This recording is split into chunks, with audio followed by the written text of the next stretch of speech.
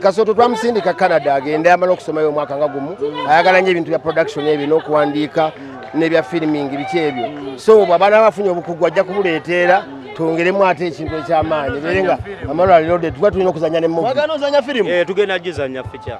Feature tulina gizanya. Ne firimu ya Yesu tugenda gifulumya ya Kristo. Ne firimu ya Yesu. Chiche tusuga ku padde bitama. Fenga marula.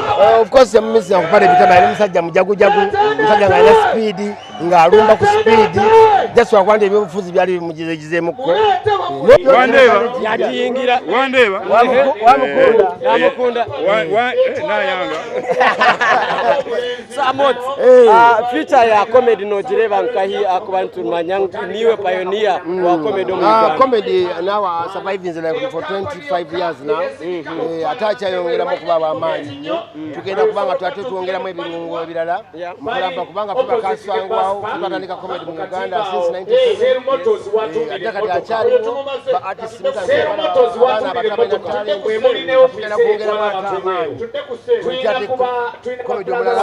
Muni wa Marura ndabamu music and comedy. What's the advice? That's why we call it the new Amarura production. Era twakoze ne studio ngaba Amarura twakoze studio yaffe ebima twabijja jamani byakabi byaddala era mujja kuzira kyakwa tugironkinga very soon. Bajje abagala okukola ennyimba bajje Kampala banoonya Amarura weri studio zaabwe weziri n'ennyimba bagambe ti omwana w'embalala bajje Kampala atunoonyeeko tulina studios music production ne video tukola comedy ne music oyo small boy bale olubina amena soko je akulera atya kapapali baganda balugera nti akami akatono kanyomera mtala wa mugga ogamba nange so mu Ankole akina nya muhororo ni kukire ekiniga Amarura family ni njano bareba Kasooto yona ya direta atewali kiwani kamera hii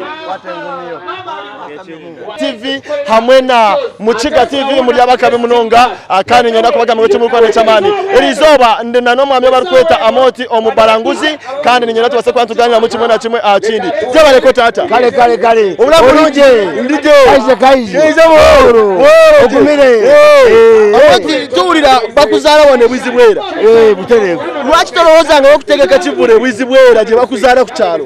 Of course the plans tugenda kola ko nyamba production so tukola music waffe tuna plans zogenda wa okola show mu tune byenjawulo mu mbalala tuna nakayimba twakoza ka Ankole Lutoro very soon twaka tukalonchinga team yana ngawe mukimanyi nti because twagala kulaga abantu nti apart from doing comedians basobola okuyimba kyovula twakola no limba bayita love si mchezo ba comedians bana ntubateekamu nitukala ne studio twagikoze bavude Germany era bojje Kampala bova jovude no je Kampala nonya studio za Amarura weziri ekabusu Amooti new Amarura production tujimanyinga team erudeho kumare bange gwanvu tuina events je mwakutegekera ngeranga mwari mwagitumanyiza nga abawagizi bamwe akabadi ko mwaka lwacho sobodo okusigazaawo Amarura production nojibezawo na yakabadi ko mwaka kacha kutetukaraba why akabadi ko mwaka kagenda koma olwakwatu badene challenge covid yakatawanyamu ne bine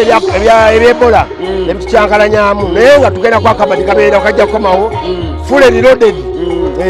Okibalansinga otya okusanga olina abaana kubanda byoko olina tiimu nnene nnyo okulanga osobola ogiwangaaza mu byensasula mu byaki Amarura Warriors olwalaba akatono ke batufunye ushare tukagabana ate tubanga tuprogressinga tugenda maaso tukola comedy omupya era very soon mujja kwamula ku TV mwatulabako web back edda mwatukola side mirror tunakweta ate ekintu ekyala ekipya mujja kiraba ku TV ezo Kampala eyo neno TV wesuna tuba planningira ne tulina ku planning aba side da west tulina ku planning ekyakabi mbwene mugumize mutwagire mugende misho abako bintu byone bingi twine ebyaka ebimujja kuseka mwakaba.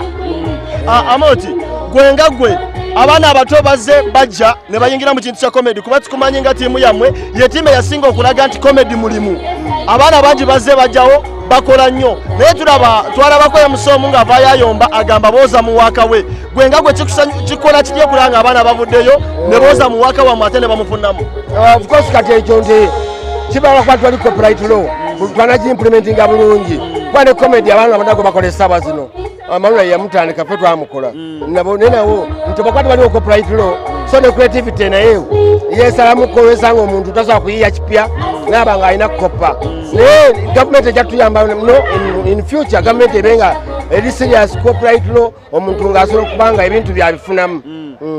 Waliwo abaana wano mu Western Uganda abakola comedy naye nga bamukola mu Lunyankole nga bandyagadde okujja e Kampala basobole kubanga bafuna platform.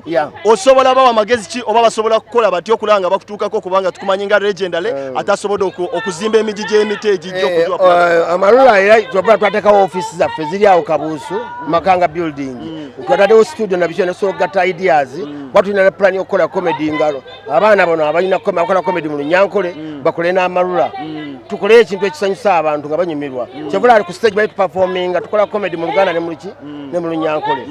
Atulabyeko abantu bangi obadde okola nabo naye nga lumala okwawukana bavayo bagamba obadde tobasasula okyogerako kyazinga waliwo gwe twalabakawo ng'agamba nadde Amooti mbadde nkola naye Amooti tansasula kibayise ekipya oba nkibuuze bano osobola mugamba oba ono nomubuuza naye ng'ebiseera ebisinga omuntu aba ayogera bw'atyo kubanga aba ayagala bamumanye so alina okwogera abiri so amina kusyalinga ezo sente ezo mpolampola. Waliwo enjogera egamba nti Alex Manji okuba yateekawo comedy store yakola nnyo okulaba nga abanafu y'okubanga mwekolera events ezammwe ne musalawo mwenna kati mwenna muyayanira nnyo bakomedian okubeera comedy store okusinga okuva ku mulamwa gwe mwaliko oli okwetegekera events ezammwe. Alex Manji naye nze mwebaza kubanga aliwaddeyo abaana abakomedians abalala abato abalina talents ng'ogyeko okubanga balaga ebitone byabwe ku Facebook TikTok biki n'abawo omukisa gyebalaba nange ng'amalula tetugaana nko mu supportinga tujja performinga naye as time goes on nuko twaliwo copyright bijja kuba bitereera mpolampola ne Muhanji naye naye ng'ageza kubambi okubanga akuma kineta suppressing abaana atasobola ng'akivaamu. Bagamba nti waka oba jokes zoba okoze ng'oli comedy store yaziinako obuvunaanyizibwa gwenga abazikoze comedian toziinako obuvunaanyizibwa kituufu oba? Sikola gwenga amalula tetukola nko naye endagaano nti azioninga waba tuba tuzaagala baba asobodde naziteekayo naye nafuna omukisa nafuna platform abantu bongera okukola ki kubanga jokes zaffe era zakozesezza ku bantu okumanya comedy store time ejja kutuuka tukole ki kati wano tuli aye tuzazikaba nammwe mwenye tusobozi bawamu mwese mubeeremu byonna byetoolera copyright law gye twogeddeko wena webyetoololerawo singa weeri so kyowuninga naye kati saawa zino bookoleddewe nabawuka alikodinga tolina bwomugamba. Amooti enkolaganayo n'emmese eri wakati eri etya kuba tulaba mulinga abali mu comedy twabala kuba mulinga abawukanya ate ne tulaba ng'akoze embaga ate nga gwagenze ebiseera ebisinga era nga bumanya bamusobola okwawukana bubanga bufumbo later on notuzula n'ogamba nti eyo omuntu yali mutuufu nemukwatagana so that's why esaawa zino era ondaba Edi Kigere tuli ffenna era mwali mu Nyamula production kuba yatandikawo musajja twatandika comedy mu Uganda. Kasooto twamusindika Canada agende amala okusomayo omwaka nga gumu ayagala nnyo ebintu bya production ebyo n'okuwandiika n'ebya filming biki ebyo so abaana bafunye obukugu ajja kubuleeteera twongeremu ate ekintu ekyamaanyi beerenga amalwa reloaded tuba tulina okuzanya ne movie. Mwagala ozanya firimu? Tugenda gizanya ficha. Ficha tulina ogizanya. Ne firimu ya Yesu tugenda gifulumya ya Kristo. Ne firimu ya Yesu? Kiki tusuubwa kukupadde bitama fenga amalula. Of course mumisi yakupadde bitama yali musajja mujagujagu musajja ng'alina speed ng'alumba ku speed just wakwanda ebyobufuzi byali bimugizegizeemukko naye nga ffe weetulina katukyatwala. Subireyo kolabo ya comedy oba jokes n'Abanyankole kuba tulina abaana bakola bulungi Kachina bashuweko abaana bali wano bazanya comedy. Kuva ddala kati Kachina kuva dda ye mwana embalala gwenendo ayendo steam nga kakyali kasajja katini katena ayinanako kati musajja munene era ndi musajja funye nno kati abadde aperforming era ng'akyasanyusa abantu because he's born naturally a comedian ali natural that's why mwagala nnyo. Nga bwe tulaba wano media houses ezaffe eziri online ziweddeyo tulinawo Mukiga TV tulinayo Western Uganda Media ne NKORE TV era kyetusaba nti ne gavumenti egezeeko nnyo okutambuza internet mu bitundu ebyenjawulo kuba mbalala western side nene naye abantu abali ku internet batono so mandibadde musobola okufuna viewership eyongera ne mu milioni 2 oba 3 oba 5 naye olwokuba nti abantu abalaba ebintu content wammwe very few abalala balina bweru so mwongere okusaba gavumenti esasanye internet abantu basobole okufunamu. Beranza Sebo abantu babuleyo obugambo buli obusemba bannange tubagala nnyo tubagala ddala mwe bali okwagira Amooti Omubalanguzi n'ennyama na production yonna tubagala nnyo tubagala muzina dikwata edi mwana edi bebe santu muzina dikwata santu ya muzina